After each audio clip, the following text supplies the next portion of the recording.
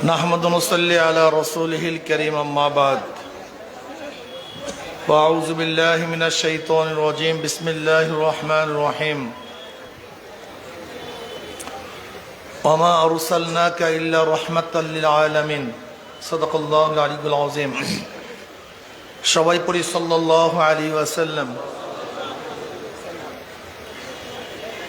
জাতীয় ওলামা মাশায়েখ আইম্মা পরিষদ লক্ষ্মীপুর জেলা শাখা কর্তৃক আয়োজিত আজকে শান রিসালাত সম্মেলনের সম্মানিত সভাপতি, জাতির শ্রেষ্ঠ সন্তান, শেরে তাজ, শ্রদ্ধাভাজন ওলামায়ে কেরাম,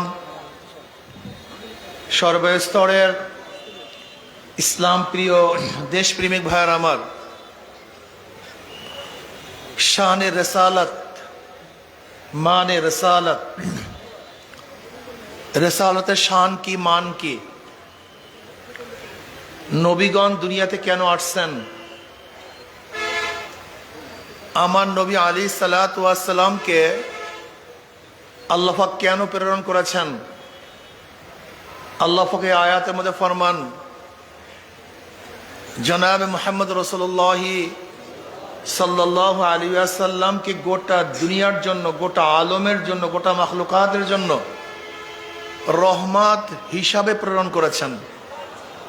তিনি গোটা মাখলুকাতের জন্য রহমত, তিনি গোটা দুনিয়ার জন্য রহমত,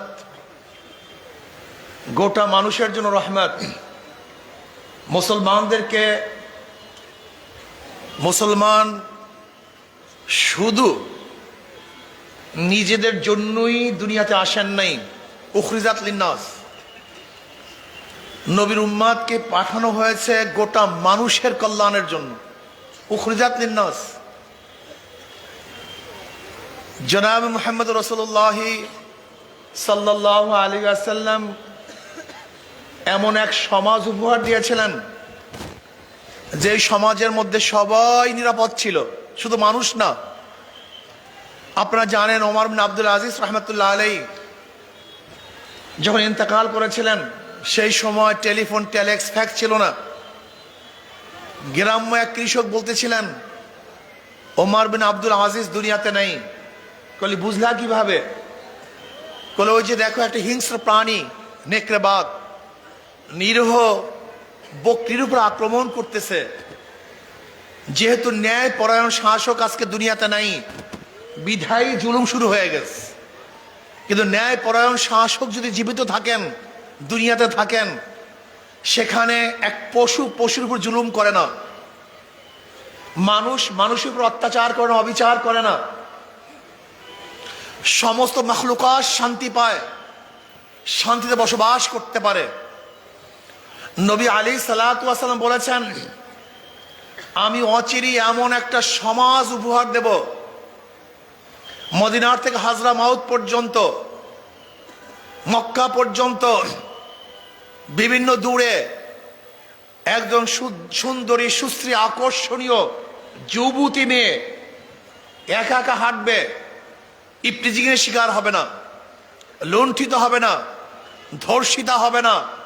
তার মানে এই গোটা এরিয়ার মানুষ সব চরিত্রবান হয়ে যাবে, সব আদর্শবান হয়ে যাবে, সব নীতিবান হয়ে যাবে। সমস্ত মানুষগুলি দরিদ্র সীমার উপরে চলে যাবে, কেউ গরিব থাকবে না। যেহেতু পকেটে পয়সা না থাকলেই পরের পকেটের দিকে নজর থাকে, নিজের পকেটে পয়সা থাকলে অন্যের পকেটে নজর দেওয়ার প্রয়োজন হয় না। যেহেতু গোটা এরিয়ার মানুষগুলি সব ধনী হয়ে যাবে, কাজে কে লুণ্ঠন করবে কে? গোটা যুবকগুলি আদর্শবান হয়ে যাবে, কাজে লোলুপ দৃষ্টিতে কোনো মেয়েদের দিকে তাকাবার কেউ থাকবেই না। সেই সমাজ কত সুন্দর সমাজ ছিল, যে সমাজের মধ্যে একজন মেয়ে যদি অত্যাচারিত হতো, একজন মেয়ে যদি আক্রান্ত হতো, ইপটিজিংয়ের শিকার হতো, গোটা মুসলমানরা তার পক্ষে ঝাঁপিয়ে পড়তেন। আপনারা জানেন রাজা দাহিরের জলদস্যু কর্তৃক একজন মুসলিম মেয়ে অপমান অপদস্থ হওয়ার কারণে ওই মুসলিম মেয়ে ইরাকে গিয়ে হাজ্জাজ বিন ইউসুফের কাছে নালিশ দিয়েছিল যে আপনারা মুসলমান ভাইয়েরা জিন্দা থাকা সত্ত্বেও আপনার এক মুসলিম বোন অপদস্থ হয়েছে, লাঞ্ছিত হয়েছে, অপমানিত হয়েছে। তৎকালীন সময় দ্বিতীয় অলিদের সময় ইরাক সিন্ধু প্রদেশে সৈন্য প্রেরণ করার মতো তাদের শূন্য সংখ্যা ছিল না, কিন্তু মোহাম্মদ বিন কাসিম রহমতুল্লাহ আলাইহি মাত্র 17 বছর যুবক, সে চিন্তা করছে যে মুসলমানের ভাইয়ারা জিন্দা থাকা সত্ত্বেও একজন মুসলিম মেয়ে আক্রান্ত হবে, অপদস্থ হবে, লাঞ্ছিত হবে, আর আমরা জিন্দা থাকবো, তা হতে পারে না। মোহাম্মদ বিন কাসিম 17 বছরের যুবক মাত্র 5000 সৈন্য নিয়ে রাজা দাহিরের 1 লক্ষ সৈন্যের বিরুদ্ধে আক্রমণ করেছিল, রাজা দাহিরকে হত্যা করেছিল, মুসলিম মেয়ের অপদস্থ অপমানের প্রতিশোধ গ্রহণ করেছিল। অথচ আজকে লক্ষ লক্ষ মুসলিম ভাইরা জিন্দা, লক্ষ লক্ষ যুবকরা জিন্দা, হাজার হাজার মানুষ জিন্দা, লক্ষ লক্ষ আলেম ওলামাদের ভারে গোটা বাংলাদেশ। মনে হয় যেন সব জায়গাতেই আলেম, সব জায়গাতেই তোলাবা, সব জায়গাতেই টুপি, সব জায়গাতেই দাড়ি, হাজারো মসজিদ থেকে আজানের ধ্বনি আসে, লেকিন আজকে বাংলাদেশের হাজারো মেয়েরা ধর্ষিত হয়, হাজারো মা বোনদের চেহারার উপরে এসিড নিক্ষেপ করা হয়, হাজারো মা বোনদেরকে ধর্ষণ করার পরে খুন করা হয়। এই ঘটনা আপনাদের লক্ষ্মীপুরে ঘটেছে, লক্ষ্মীপুরে ঘটেছে এই ঘটনা। অথচ এখন আমরা হাজারো মুসলিম সন্তানরা জিন্দা আছি। আসলে সত্যি বলতে কি, আমরা নামে মুসলমান, কাজে মুসলমান না। সেই চেতনা আমাদের মধ্যে নাই, সেই শান মান আমাদের মধ্যে নাই। নবী আলাইহিস সালাতু ওয়াস সালামের শান এবং মান আমাদেরকে শিক্ষা দিয়েছিলেন, সেই শান মান আমাদের মধ্যে নাই। আব্দুল্লাহ ইবনে হুযায়ফা রাদিয়াল্লাহু তাআলা আনহু হেরাক্লিয়াসের দরবারে ঢুকেছিলেন মাথা নত করে নয়, মাথা উঁচু করে।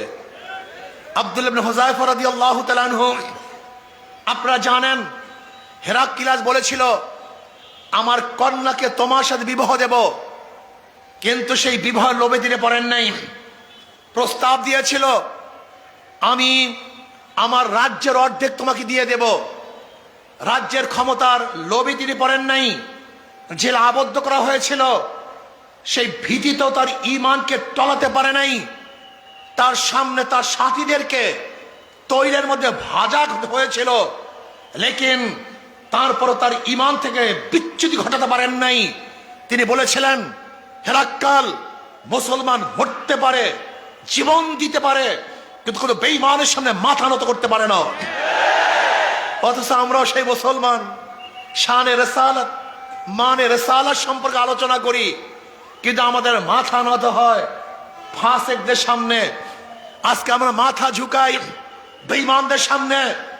না, মুসলমান জীবন দিতে পারে, মরতে পারে, রক্ত দিতে পারে, শহীদ হতে পারে, কিন্তু কোনো বেঈমানদের সামনে মাথা ঝুঁকাতে পারে না। তোমরা কোন জাতি, তোমরা কারা? আজকে তোমাদের অবস্থাটা কি? জনাব মুহাম্মদ রাসূলুল্লাহ সাল্লাল্লাহু আলাইহি ওয়াসাল্লাম এই দ্বীনের দাওয়াত দিতে গিয়ে হাজারো কষ্ট সহ্য করেছেন। নবী আলাইহিস সালাতু ওয়াস সালামের মাথার উপরে উটের নাড়ি ভুঁড়ি চাপিয়ে দেওয়া হয়েছিল, কিন্তু কলেমার থেকে সামান্য পরিমাণ দূরে সরে যান নাই। নবী আলাইহিস সালাতু ওয়াস সালামকে শিয়াবে আবু তালেবের মধ্যে 3 বছর আবদ্ধ করা হয়েছিল, ঈমান টলাতে পারেন নাই, বিচ্যুতি ঘটাতে পারেন নাই। হাজারো সাহাবাদেরকে শুলে চড়ানো হয়েছিল, কিন্তু ঈমান ছাড়েন নাই। হাজারো মহিলারা জীবন দিয়েছেন, কিন্তু ঈমান দেন নাই। হাজারো আমার মুসলমান সন্তানেরা অকাতরে রক্ত দিয়েছিলেন, কিন্তু না, ঈমান এবং ইসলামের সাথে আপোষ করেন নাই। অথচ আমরা শানে রিসালাত সম্পর্কে হাজারো আলোচনা করি, কিন্তু কই সেই ঈমান, কই সেই ইসলাম, কই সেই মান, কই সেই শান? নাই, কিছুই তো নাই। জনাব মুহাম্মদ রাসূলুল্লাহ সাল্লাল্লাহু আলাইহি ওয়াসাল্লামের একটা আদর্শ বাস্তবায়নের জন্য, একটা সুন্নাতকে জিন্দা করার জন্য সাহাবায়ে কেরাম রিদওয়ানুল্লাহি তাআলা আজমাইন ওয়াকাতরে জীবন দিয়েছেন। অথচ আমাদের সামনে হাজারো ফরজ নষ্ট হয়ে যাচ্ছে, হাজার ইসলামকে ধ্বংস করার চক্রান্ত করতেছে। দাবি করি মুসলমান, অথচ ইসলামের দুশ্মনদের সাথে আমাদের বন্ধুত্ব। দাবি করি মুসলমান, অথচ ইসলামের শত্রুদেরকে প্রতিষ্ঠিত করার জন্য হাজারো চেষ্টা করি। দাবি করি মুসলমান, অথচ মাউসুতুন, Karl Marx, Abraham Lincoln, Socrates, Plato, Aristotle, Montesquieu, Locke এবং রুশোকে নেতা মানি, তাদের নেতৃত্ব আমরা গ্রহণ করেছি। কিন্তু মোহাম্মদ আরবি, জনাবে মোহাম্মদ রাসূলুল্লাহ সাল্লাল্লাহু আলাইহি ওয়াসাল্লামের নেতৃত্ব গ্রহণ করি নাই। তোমার চেয়ে বড় মুনাফিক আর কেউ হতে পারে না। প্রিয় ভাইরা আমার, আজকে আমরা ডেমোক্রেসি বাস্তবায়নের জন্য চেষ্টা করেছি, সেকুলার প্রতিষ্ঠিত করার জন্য রক্ত দিয়েছি। আজকে আমরা কমিউনিজম বিপ্লব করার জন্য চেষ্টা করি, অথচ আল্লাহর জমিনে আল্লাহর হুকুমত, ইসলাম হুকুমত কায়েম করার জন্য চেষ্টা করি না, সাধনা করি না। আমি আশ্চর্য হয়ে যাই, তুমি কেমন মুসলমান, তুমি কেমন মুসলমান, তুমি কেমন মুসলমান। আহা, মুসলমানের সন্তান নবীকে নেতা মানে না।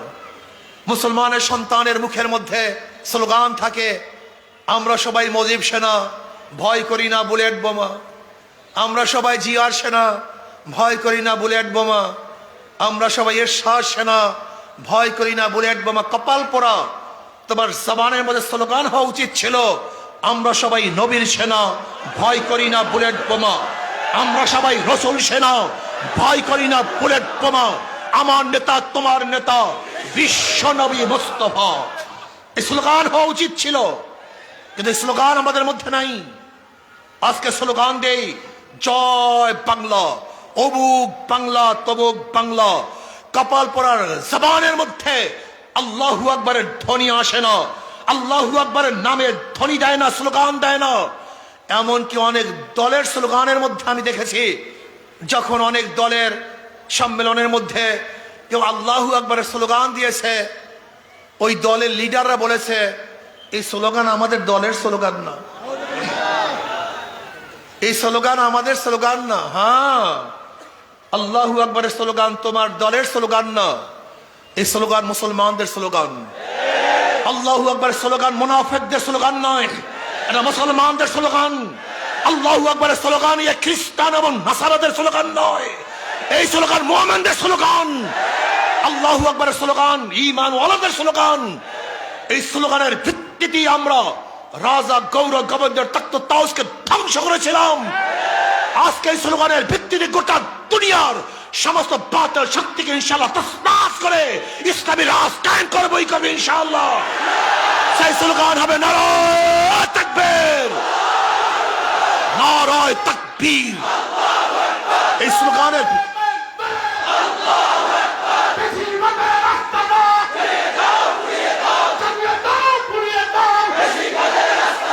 আজকের থেকে স্লোগান হবে, আমরা সবাই নবীর সেনা, ভয় করি না বুলেট বোমা। আমরা সবাই নবীর সেনা, আমরা সবাই রসুল সেনা। এই স্লোগান দিয়ে প্রকম্পিত করতে হবে, গোটা দুনিয়াকে জানিয়ে দিতে হবে এই সেনারা কার্ল মার্কসের সেনা নয়, মাউসুতুনের সেনা নয়, আব্রাহাম লিঙ্কনের সৈনিকেরা নয়, এরা শেখ সাহেবের সৈনিক নয়, জিওরের সৈনিক নয়, এরশাদের সৈনিক নয়, জনাবে মুহাম্মদের সৈনিকেরা। এরা আল্লাহর নবীর নেতৃত্ব ব্যতীত অন্য কারো নেতৃত্ব মানতে পারে না, মানবেন না ইনশাআল্লাহ। কি রাজি আছেন ইনশাআল্লাহ? মনে রাখতে হবে, মুসলমানদের আঘাত পিঠে লাগে না, মুসলমানদের আঘাত কোথায় লাগে? মুসলমান সামনে মার্চ করতে পারে, ব্যাক করতে পারে না। তু শাহিন হয়, परवाज है काम तेरा, तेरे सामने आसमां और भी है। কবি ইকবাল বলেছিলেন, শাহিন বাজ পাখি বলা হয়। বাজ পাখির নাম কি? শাহিন। বাজ পাখি উঠতে থাকে, তার জন্য কোনো সীমানা নির্ধারিত নাই যে এটা নোয়াখালীর সীমানা, এটা লক্ষ্মীপুরের সীমানা, এটা বাংলাদেশের সীমানা, এটা ভারতের সীমানা না। বাজ পাখির সামনে কোনো সীমানা নির্ধারিত নাই। তার চক্ষু যত দূরে যাবে সেইটাই তার গন্তব্যস্থান। মুসলমানদের কোনো নির্ধারিত সীমানা নাই। কিসের বাংলাদেশ, কিসের ভারত, কিসের মিয়ানমার, কিসের অমুক, কিসের তমুক? গোটা দুনিয়া হলো আল্লাহর, আর গোটা দুনিয়াতে শাসন করে মুসলমান, তার প্রতিনিধিরা। ইন্নী জাইলুন ফিল আরদি খলিফা, আমরা আল্লাহর তরফ থেকে খলিফা প্রেরিত হয়েছি। গোটা দুনিয়ার মালিককে কুলিল্লাহুম্মা মালিকাল মুলক, সমস্ত দুনিয়ার মালিক আমার আল্লাহ। কাজী তার খলিফারাই গোটা দুনিয়া নেতৃত্ব প্রদান করবেন। গোটা দুনিয়ার শাসক আল্লাহর খলিফারাই হবেন। কাজে আমাদের জন্য কিসের সীমানা, কিসের বর্ডার? এই বর্ডার টর্ডার আমরা বুঝি না। আমরা বুঝি গোটা দুনিয়ার মধ্যে যেখানে জায়গা আছে সেখানে ইসলামের হুকুমাত কায়েম হয়ে যাবে ইনশাআল্লাহ। যেখানে যাওয়া যায় সেই ইসলামের হুকুমাত কায়েম হয়ে যাবে। দস্ত দস্তাই দরিয়া বি নেহি সরে হামনে, দস্ত দস্তাই দরিয়া বি নেহি সরে হামনে, বাহরে জুলমত মে দৌড়া দেয়া ঘোরা হামনে। আমাদের জন্য কোনো চাটিয়াল ময়দান নেই। মুসলমান তো সাগরের মধ্যেও ঘোড়া পদার্পণ করেছে। মুসলমান তো উত্তাল তরঙ্গকে বিজয় করে হুকুমাত কায়েম করেছে। মুসলমান পাহাড় পর্বতকে বিজয় করেছে। মুসলমান এমন এক জাতি, যে মুসলমান জাতি যেখানে গিয়েছে সেখানে মানুষ মাখলুকা শান্তি পেয়েছে। আমি বিশ্বাস করি আজকেও যদি বাংলাদেশ ইসলাম হুকুমাত কায়েম হয়, বাংলাদেশের মানুষ শান্তি পাবে, মুক্তি পাবে। জীবনভর আপনারা বিভিন্ন মত এবং পথ, বিভিন্ন নীতি ও আদর্শ বাস্তবায়নের জন্য চেষ্টা করেছেন। এবার আসুন না সবাই সম্মিলিতভাবে আল্লাহর জমিন, আল্লাহর হুকুমত, শানে রসালত, নবী আলাইহিস সালাতু ওয়াস সালাম যে দাওয়াত, যে আদর্শ, যে নীতি নিয়ে এসেছেন সেই অনুযায়ী দেশটাকে পরিচালিত করি। যদি আপনি ইসলাম অনুযায়ী দেশকে পরিচালনা করেন, আমি খোদার কসম করে বলতে পারি এদেশের মানুষ মুক্তি পাবে, শান্তি পাবে।